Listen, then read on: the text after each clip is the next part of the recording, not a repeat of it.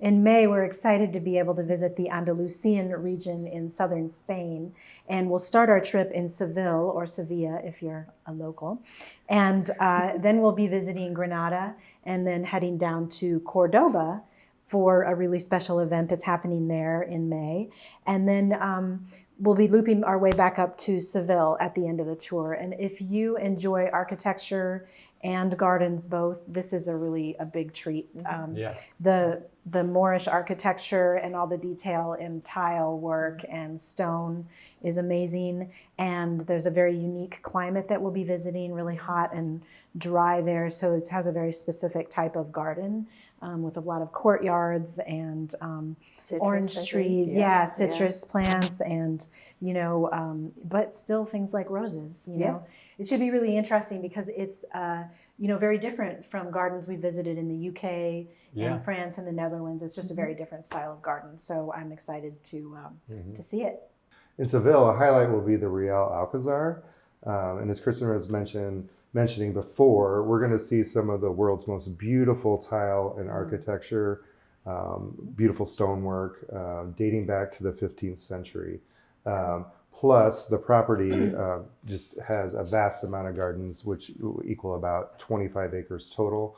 And it's that harmonious blend of the Moorish, Italian Renaissance, and some modern influence too. This garden is really divided into a lot of large garden rooms.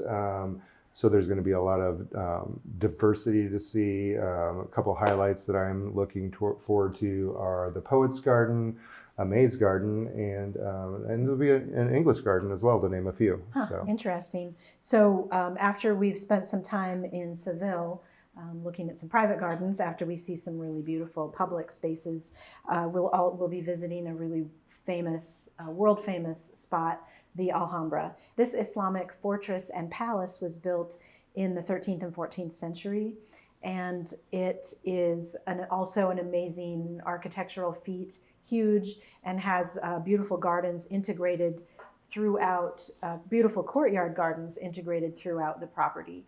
And so there's a lot of reflecting pools and formally pruned hedges, and it's all designed to be very peaceful and like a paradise here on earth. And so that should be a really beautiful day. We'll get to spend the whole day there. And then the next day in Granada, we'll be seeing some private gardens and some small courtyards, because that is a style in this climate that when the courtyards are shaded on all four sides, and so it's a more peaceful, cool spot to spend time outdoors.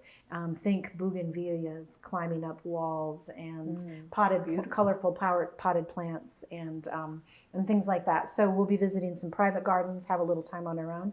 And then we'll head to Cordoba, which is a UNESCO World Heritage Site of cultural significance during its Patio Festival for 10 days every May. And we will I've heard a lot about that. Me too. That's I'm very excited.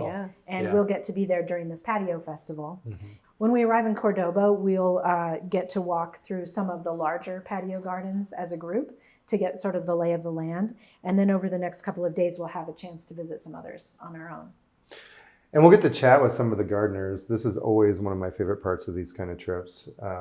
And some will have music and even serve refreshments, so it should be really great. Yeah, that will be nice. And the reason we're splitting up is that some are so tiny that we may not be able to get our entire group into one garden at once. So we'll need to spread out. But what an intimate experience to have, just a few people in a courtyard with the owner. Yeah. And our hotel is going to be walking distance from this area.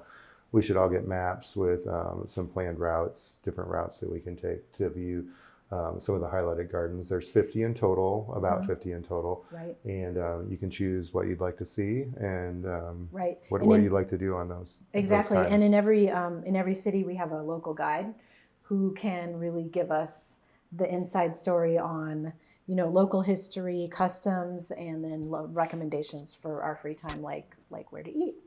Yes, and I am so looking forward to the food on this trip.